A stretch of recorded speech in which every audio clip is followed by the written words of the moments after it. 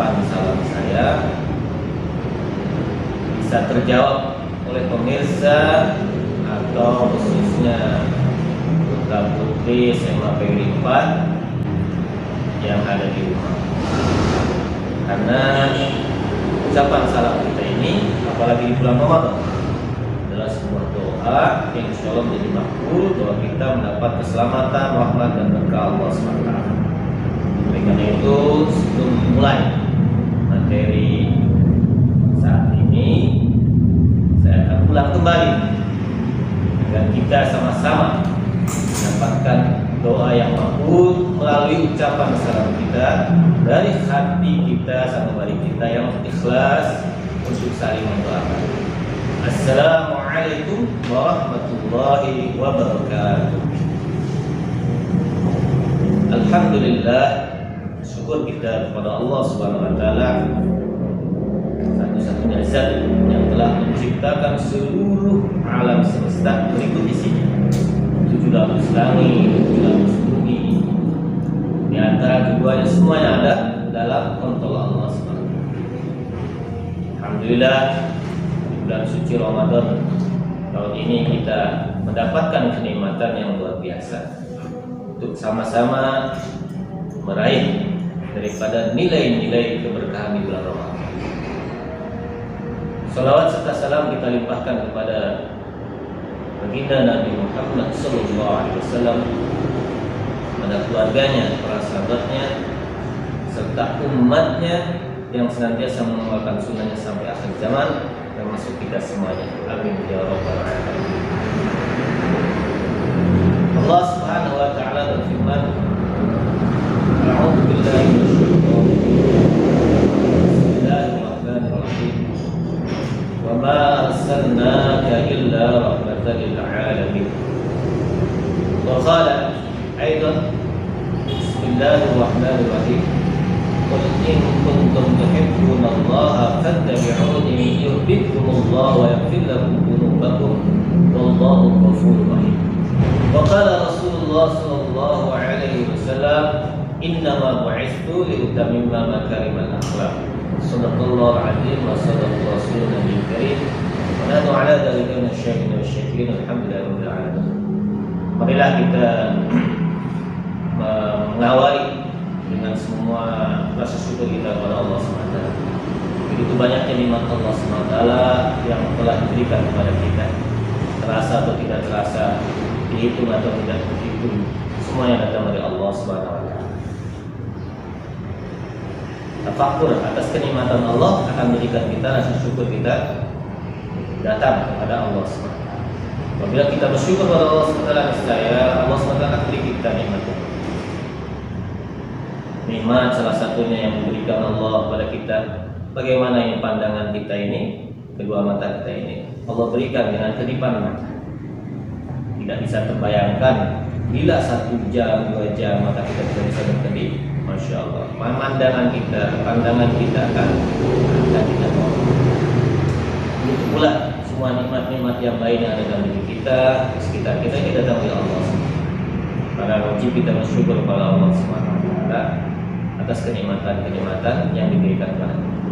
Kemudian sholawat juga tadi sudah kita limpahkan kepada Nabi Sallallahu Alaihi Wasallam, karena beliaulah sosok mulia yang Allah jadikan contoh atau teladan bagi seluruh manusia sampai hari kiamat, agar menjadi rahmat dan menjadi kasih sayang lil alamin bagi semua.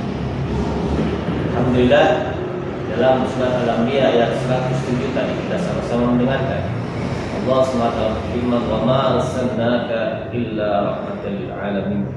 Tidaklah kami mengutus kamu wahai Muhammad kecuali menjadi rahmat bagi seluruh. Kemudian dikuatkan juga dalam sebuah hadis bahwa Rasulullah SAW bersabda, innama bu'itsu liutammima makarimal akhlaq. Sesungguhnya aku diutus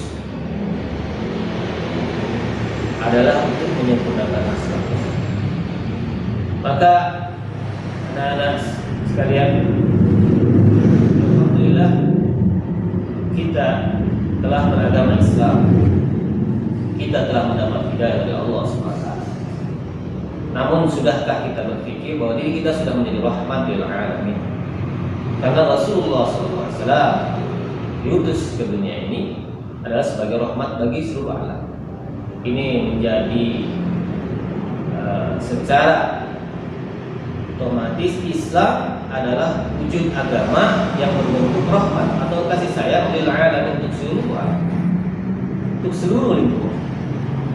Maka sudahkah kita sebagai pelaku muslim menjadi kasih sayang bagi seluruh alam?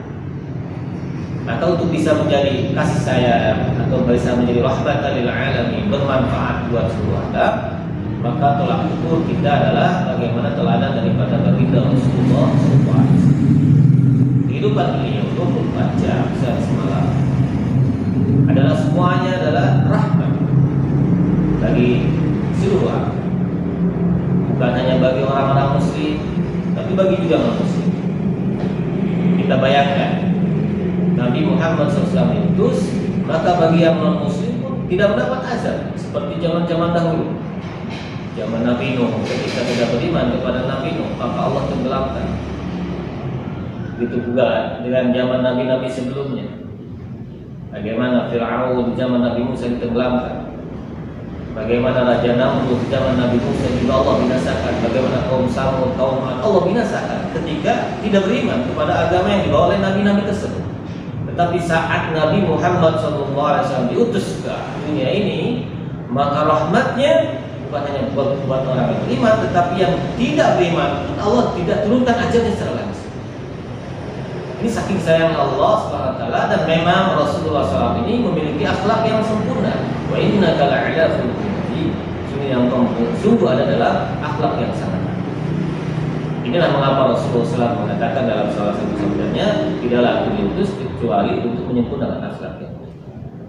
Berhubungan dengan hal ini, maka Islam sebagai rahmatan lil alam atau agama dalam wujud kasih sayang buat seluruh alam, maka kita sebagai orang Islam, apalagi di bulan Ramadan, bulan tarbiyah, bulan pendidikan buat kita, bagaimana diri kita sama-sama menjadi rahmat lil alamin bagi semesta alam. Contoh kecil, kita sebagai siswa sudahkah menjadi kasih sayang, menebarkan kasih sayang? Keilmuan kita, wawasan kita yang kita peroleh dari guru, sudahkah bermanfaat buat lingkungan kita, buat keluarga kita, buat diri kita, buat masyarakat? Kemudian sebagai anggota keluarga, sudahkah kita menjadi rahmat atau menjadi bencana di dalam keluarga? Alhamdulillah.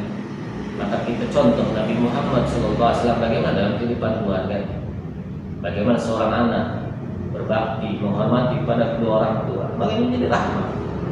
Maka keislamannya akan menjadikan rahmat bagi sekeliling, bukan menjadikan mador atau kehancuran bagi sekeliling. Begitu pula guru-guru, bagaimana menjadi rahmat bagi sekelilingnya. Dengan ilmunya dia menyampaikan ilmu-ilmu yang manfaat dunia dan akhirat.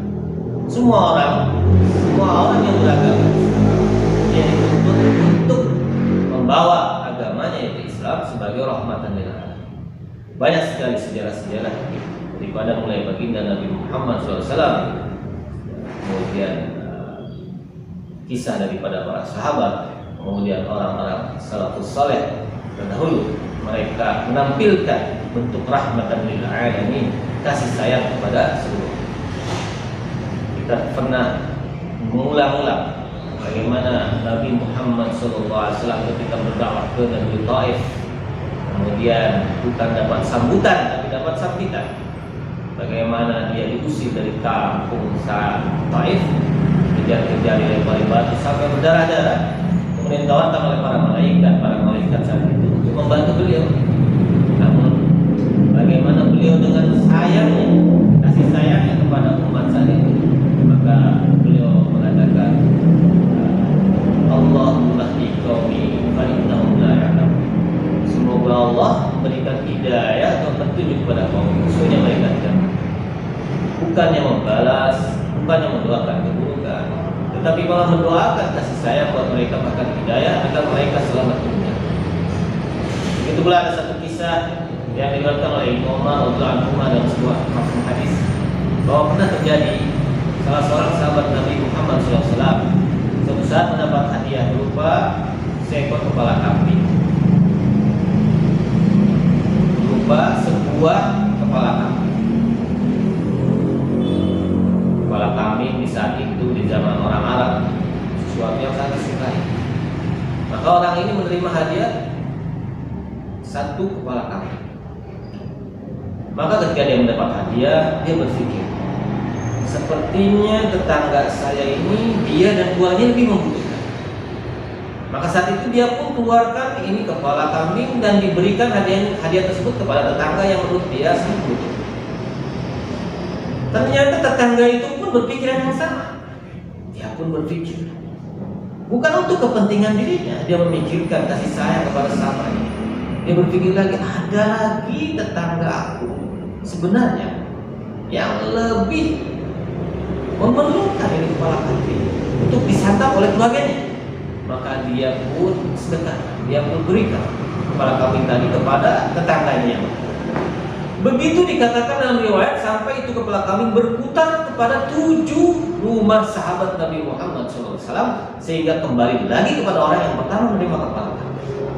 Inilah contoh konkret di zaman Rasulullah SAW. Para sahabat begitu menyayangi sesamanya, dipraktekkan dalam kehidupan. Maka ini juga yang membuat orang-orang yang belum Islam mengerti bahwa Islam adalah rahmat, kasih sayang, perdamaian, keindahan dalam kehidupan mereka, bukan kebencian, bukan kefasadan atau kerusakan. Kemudian dalam itu kisah sahabat, bagaimana kisah setelah itu dalam kekhalifahan. Contoh dalam masa kekhalifahan Utsmani atau Utsmaniyah, kita tahu di sana ada satu sejarah atau momen penting bagi dunia Islam, bagaimana sebuah wilayah Konstantinopel telah dibebaskan oleh seorang khalifah yang memang sudah diisyaratkan dalam sebuah sabda baginda Rasulullah SAW, bahwa nanti Konstantinopel akan dibuka oleh seorang daripada khalifah orang Islam. Maka terjadilah pada zaman Muhammad al-Fatih. Layaknya orang yang mendapatkan kemenangan, maka semuanya adalah menjadi ghanimah atau harta rampasan. Namun tidak seperti hal demikian yang dilakukan oleh Muhammad al-Fatih rahimahullah. Kemudian beliau masuk mendatangi sebuah tempat ibadah yang terkenal, Hagia Sophia. Kemudian dibuka pintu gerbang, kemudian mengatakan, Anda semua bebas untuk beragama masing-masing, semuanya dilindungi, dan ini pun tempat ibadahnya tidak disita menjadi kekuatan atau kekuasaan mereka. Tapi dalam sejarah dikatakan bahwa Hagia Sophia ini dibeli oleh beliau dengan dana sendiri, bukan dana negara, untuk kemaslahatan umat Islam dan diwakafkan sampai hari kiamat. Maka apa yang terjadi SWT, anak-anak sekalian, alhamdulillah sebab daripada akhlak dan sikap seorang pemimpin negara saat itu membebaskan sebuah wilayah tanpa merusak kepada orang-orang non-muslim, tanpa memprovokasi untuk membuat ketegangan, bahkan membuat daripada contoh yang terbaik bagaimana menyikapi polemik keagamaan di saat itu. Maka beliau memberi contoh yang baik, maka alhamdulillah sampai saat ini itu menjadi sebuah contoh sejarah di dunia Islam. Anak-anak sekalian, inilah yang dimaksud dengan Islam rahmatan lil alamin. Bagaimana Rasulullah SAW, para sahabatnya, orang salafus saleh, mereka menggambarkan Islam dalam kehidupan dengan penuh kasih sayang. Tapi itulah kita coba dimulai dari diri kita, apalagi di bulan suci Ramadan ini, di masa pandemi, kita sama-sama bagaimana mengamalkan Islam sebagai rahmatan lil alamin. Maka dalam sebuah hadis riwayat Bukhari, Rasulullah SAW bersabda yang mafhumnya, seorang muslim itu adalah orang-orang yang muslim lainnya merasa aman dari kejahatan lisan dan tangan. Kemudian dalam kedua hadis riwayat Bukhari yang lainnya juga dikatakan, seorang telah bertanya kepada Nabi Muhammad SAW, apakah amalan-amalan yang paling baik di dalam Islam? Maka Rasulullah SAW menjawab, engkau memberikan makanan dan mengucapkan salam kepada orang yang kau kenal dan kepada orang yang kau tidak kenal sekali. Maka dalam hadis yang lain juga Nabi Muhammad SAW bersabda, seorang muslim itu adalah orang-orang yang manusia lain merasa aman dari kejahatan lisan dan tangannya, dan orang mukmin adalah orang yang manusia lainnya merasa aman atas darah, jiwa dan harta. Inilah bagaimana gambaran daripada ajaran Islam sebagai rahmatan lil alamin, memancarkan kasih sayang ke seluruh alam. Maka kita pancarkan lewat kegiatan diri kita sendiri, amal yang kita, dengan niat yang betul kepada Allah, ingin mengabdi hanya kepada Allah, kemudian memunculkan ajaran Islam dalam kehidupan. Bagaimana kita berperilaku dengan baik sebagai contoh kasih sayang kepada sesama manusia, terutama kepada diri kita, dengan keluarga kita dan saudara-saudara kita di mana saja berada, tidak terbatas dengan ruang dan waktu. Itu saja yang bisa disampaikan. Insyaallah mudah-mudahan di bulan berkah ini dengan pertemuan yang seperti ini bagi Allah mudah sekali untuk tidak membatasi ruang dan waktu. Semoga kita saling berdoa bagaimana kita menjadi salah satu rahmatan lil alamin. Kita mengenal Allah utus Nabi Muhammad dan ajaran Islam adalah menjadi rahmat kasih sayang ke seluruh. Maka mudah-mudahan Allah berikan taufik kepada kita untuk menjadikan diri kita semuanya menjadi rahmat bagi seluruh. Diri kita dipakai oleh Allah untuk menjadi contoh kasih sayang sebuah ajaran Islam kepada sesama manusia di seluruh alam atau seluruh dunia. Mudah-mudahan.